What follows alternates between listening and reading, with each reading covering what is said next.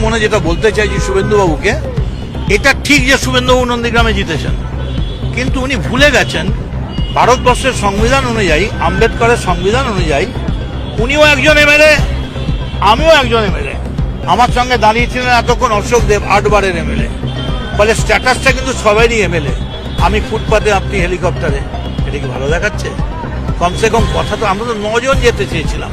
তার মানে আপনারা বলছেন তৃণমূল কংগ্রেসকে আপনারা এখনো এতটাই ভয় পান যে মাত্র 9 জন গিয়ে দেখা করতে চাইলে। আমরা ডিআরএম এর সঙ্গে দেখা করতে চেয়েছিলাম। ও মদনদা, তুমি কি দুঃখ পেয়েছো?